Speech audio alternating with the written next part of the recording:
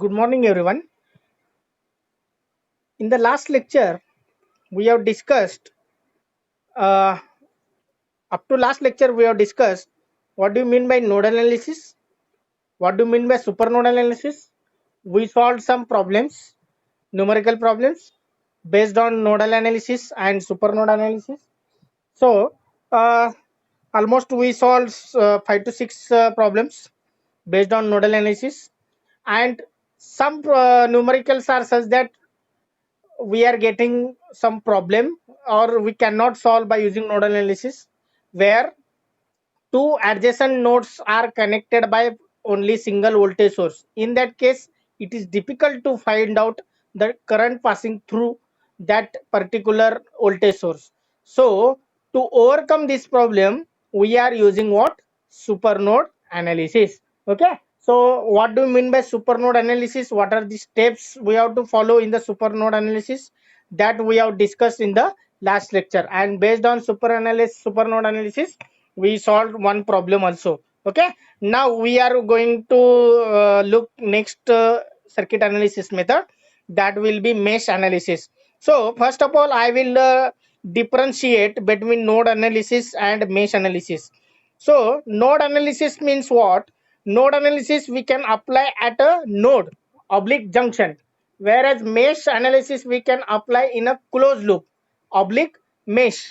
Okay, so nodal analysis, in that we are using Kirchhoff's current law, that is KCL, whereas in mesh analysis we are using Kirchhoff voltage law, that is the KVL.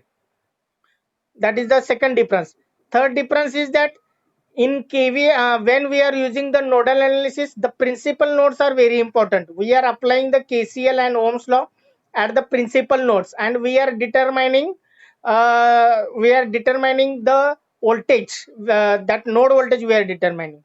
Whereas in case of mesh analysis, we are using KVL and Ohm's law.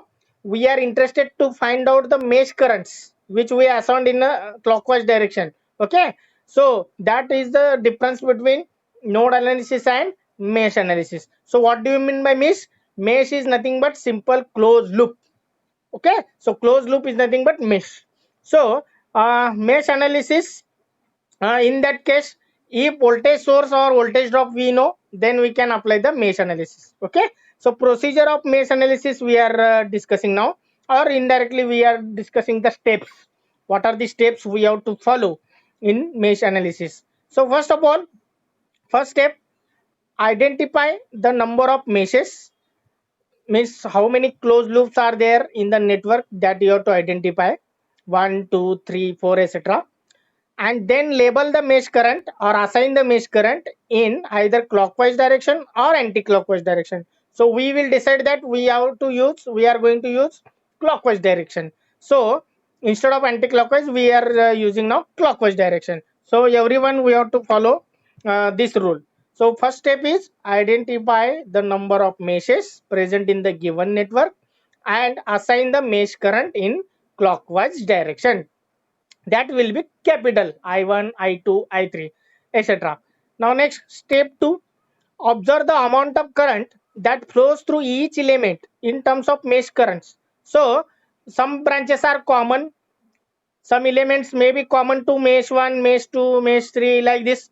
So in that case, the sum or difference, the algebraic sum or difference of current is flowing. If single branch is there in that particular loop, then that mesh current will flow. If that particular branch is common for two adjacent mesh, then through that either difference of current will flow or sum of current flow. Okay, so that I have given the note point that you can consider at the starting. Okay, so these are the note points. So if branch is a path that joins two nodes and it contains a circuit element, if branch belongs to any one mesh, then branch current will be equal to mesh current. जर तो particular element किंवा तो particular branch फक्त त्या लूपचा part असेल, then in that case only that particular mesh current will flow through that. Otherwise, if branch is common to two particular or two uh, conjugated meshes, then that branch current will be equal to sum of two mesh current. Okay, algebraic sum of two mesh currents when they are in same direction. Now what do you mean by this statement, or what do you mean by this note point? That we can understand when we are solving some problems based on the mesh analysis. Now time being, you can just remember this is an important note point when we are considering the what should be the amount of current flowing through that particular branch or particular element. So that will be the second step. Next one will be the step number 3.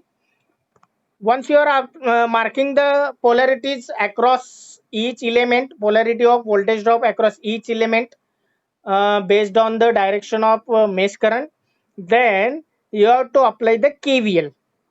Okay, you have to apply the KVL in each mesh. So suppose in the example there are the two meshes, then two equation you will get. Okay, two equations, two unknowns. So you can solve this, you will get the answer of two unknowns. So write the mesh equations to all meshes. Mesh equation we can obtain by applying KVL first and then Ohm's law. As KVL means what? Algebraic sum of voltages around the closed loop is equal to 0. If voltage is not known, then we can by using Ohm's law we can write it I into R. Okay, so R is already given in terms of resistance value, and I is nothing but current flowing through that particular resistor or particular element, we can say, because L and C also we can use in some circuits. Step number 4, solve all these mesh equations obtained in step 3. Then you will get the mesh currents I1, I2, I3, etc. Okay, so these are the 4 simple steps you have to follow to find out the mesh current.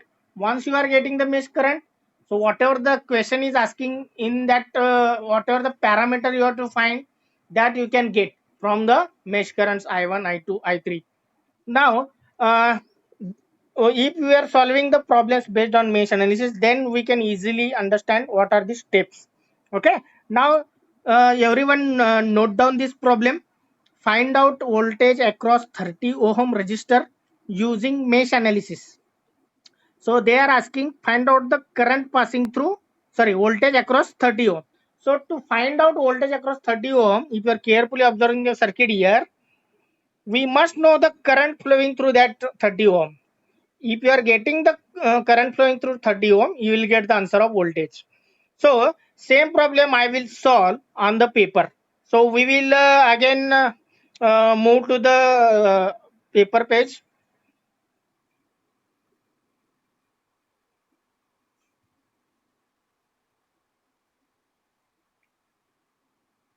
Okay, so I have written here the solution here. So I will explain the point wise. So just you can remember how to do this. So what is the question here? Find the voltage across 30 ohm resistor using mesh analysis. Okay. Now if you are pointing, if you are drawing the diagram, so first step is what? Identify the number of meshes present in the given network. So this will be the first loop. This will be the second loop. Okay. So two meshes are there. So I will assign the mesh current in clockwise direction, that is I1. This will be the I2. Once you are marking, okay. So actually you have to draw the once again and then mark. Don't mark in the question itself. Now here mesh means what? Closed loop. Meshes means closed loops. Okay.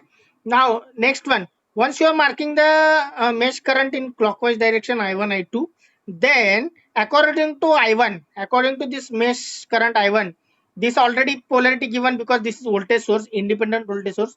So come to this one. If this current I1 is flowing through in this direction, when the current enters the particular element at that point, the plus should be there, and when it leaves at that point, minus should be there. This is the polarity of voltage drop across 5 ohm.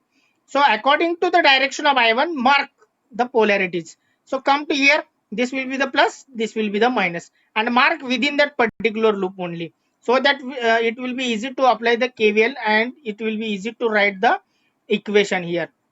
Okay, now next, similarly in mesh 2 also you can mark the polarities. So already this is voltage source polarity I have given. Now according to direction of I2, this will be the plus, this will be minus, and then come to 30 ohm, this will be the plus, this will be the minus.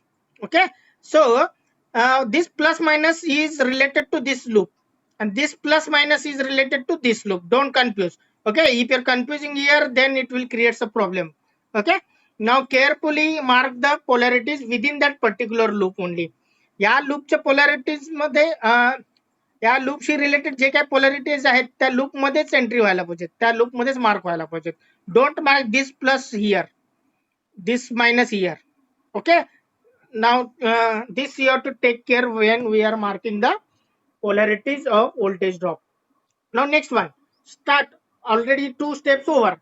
Now third step, apply KVL and then Ohm's law in each meshes. So how many meshes are there?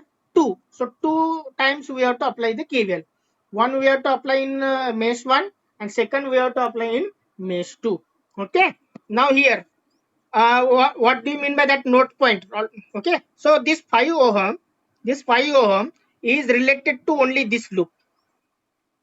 Through this 5 ohm only I1 is flowing, there is no relation of I2 here. This 30 ohm is also a part of second loop. Through this 30 ohm only I2 is flowing.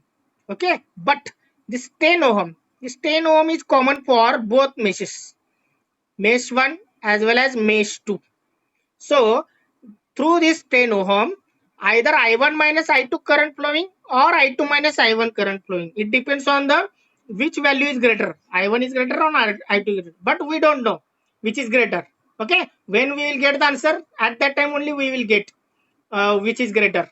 Okay, so at the start we cannot know what is the exact value of I1 and I2. That we are finding. So assume that when you are applying KVL here, assume that I1 is greater than I2. When you are applying KVL in this loop, assume that I2 is greater than I1. Okay, so for that's why I have written the assumption here. Now apply KVL in mesh 1. Okay, assumption is what? I1 is greater than I2 because of this common branch. Now when you are marking all the polarities, start from left hand side bottom point. Always follow the clockwise direction when you are applying the KVL. जेव्हा plus minus sign अगोदर दिसतो तेव्हा त्याचा value काय करायचं, positive घ्यायचा. When plus you are observing you take the minus. Okay, this already we know. We solved also the problems based on KVL at the initial stage. So minus to plus, that's why I written plus 20. So go to the 5 ohm, plus is observing, that's why it is minus. Then what is the value of voltage here? 5 into I1, 5 into I1. Then come to here, minus plus is there, therefore it is minus.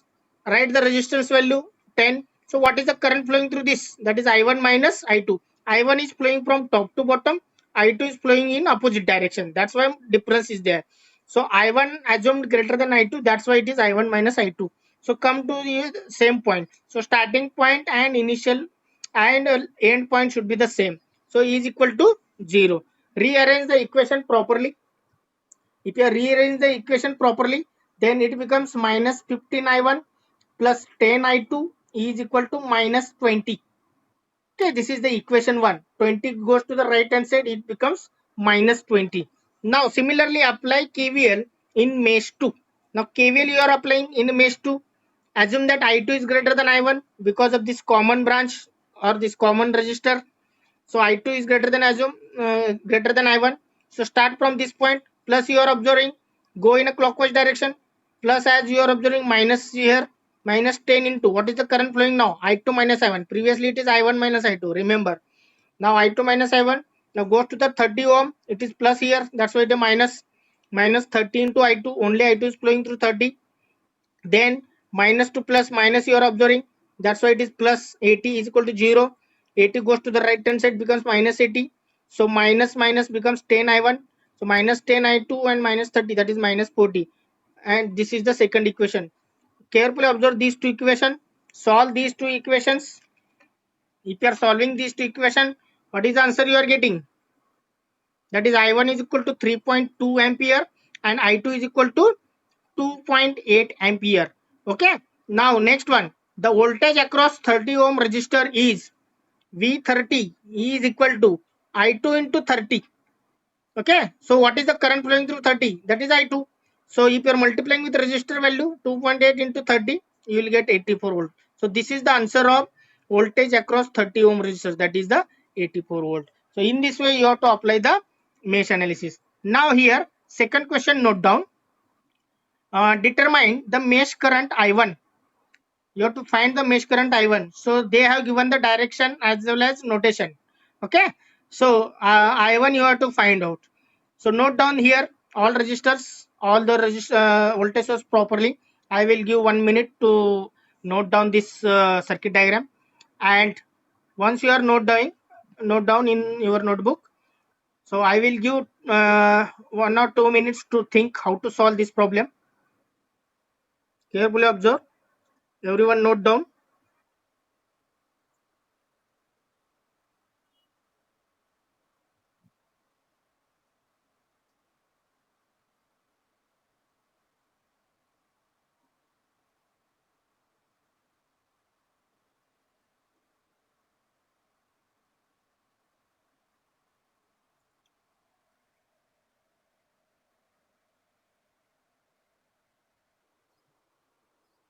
Okay. So how to solve this problem now? You have to find out the current value I1. So we will go according to the steps, according to the procedure of mesh analysis. So as they are writing in the question itself, they are mentioning mesh. So you have to use the mesh current. This problem also we can solve by using nodal also. But as they use the mesh word, you have to follow the rules. Okay, you have to follow the method. So as compared to nodal analysis, mesh analysis is very simple to apply here and to get the answer. Now mesh analysis rules or steps we are going to follow. So redraw again the circuit as shown in the question. Once again you can redraw. So once you are redrawing the circuit, so I will mark already the direction of mesh current. So first step we are following. According to the steps we can follow. How many loops or how many meshes are present in the given network? So three. First one, second one, third one. Okay. So you can go also this first, second, third, whatever. So already this is first they have taken because I1 they have mentioned. So first, second, and third I will take. Now next, according to mark the direction of mesh current in clockwise direction. So everywhere I mark the direction of current I1, I2, I3 in a clockwise direction. Okay. So I1 is in clockwise direction, I2 is in clockwise direction. So I3 is also in a clockwise direction. Once you are marking the direction of mesh current, so first step is over. Identify the number of meshes. There are the three and mark the or assign the mesh current in clockwise direction, that is I1, I2, I3. This is the first step. Second step, according to the mesh current I will mark the polarities across each element. So already this is voltage source polarity given. So when I1 is flowing through 10, this is plus, this is minus. According to direction of I1, this will plus minus, this will be plus minus and come to here. So similarly here, this is plus minus plus minus. Already this is voltage source plus minus. So according to I3, this plus minus. Okay, this is already voltage source. So according to the direction of mesh current, according to the direction of mesh current, you simply what you have to do, mark the polarities across each element. Okay. So once you are marking the polarities, you cannot get the difficulty to apply the KVL. So only you have to remember that this is a separate resistor, separate branch through which only I1 is flowing. This is 2 ohm is also separate through which only I2 is flowing. So 1 ohm is common. 1 ohm is common for second mesh and third mesh. That's why either I2 minus I3 or I3 minus I2 is flowing. So we don't know which is greater. That you have to find. So 5 ohm is common for first mesh and second mesh. म्हणजे या resistor मधून I1 minus I2 किंवा I2 minus I1 flow होतो. Through this 3 ohm, I1 is also flowing, I3 is also flowing. So I1 minus I3 किंवा I3 minus I1. So this is common branch, this is common branch, this is common branch. That you have to remember. Okay. Now according to the assumption, and we are going to apply now KVL. So second step is also over. Third step, apply KVL in mesh 1. Apply KVL in mesh 1. Okay. So for that assumption is I1 is greater than I2, I1 is greater than I3. So why it is required? 5 ओम मधून I1 आणि I2 दोन्ही flow होतात आणि 3 ओम मधून I1 आणि I3 दोन्ही flow होतात. So that's why I am taking the assumption I1 is greater than I2, I1 is greater than I3. Okay. Now next one. So once you are knowing the, I will just put here the, so that you can easily judge and easily write the equation. So apply the KVL in mesh 1. When you are applying the KVL in mesh 1, so what you are getting here? So I will start from this point. My minus to plus, that's why it is plus 50. Then come to here, plus to minus, that is minus 10 into I1. Now come to here, plus to minus is there. That's why it is minus 5 into I1 minus I2. Now come to 3 ohm, that is minus 3 into I1 minus I3 is equal to 0. Rearrange the equation I1, I2, I3. If any term is missing, you can simply take 0 into that term. When plus 50 goes to the right hand side, it becomes minus 50. So this is the standard form to write the equation. Always the constant term is after equal sign. Okay, that is equation number 1. Now apply KVL in mesh 2. So mesh 2 is where? Here. You can apply the KVL. So start from this point.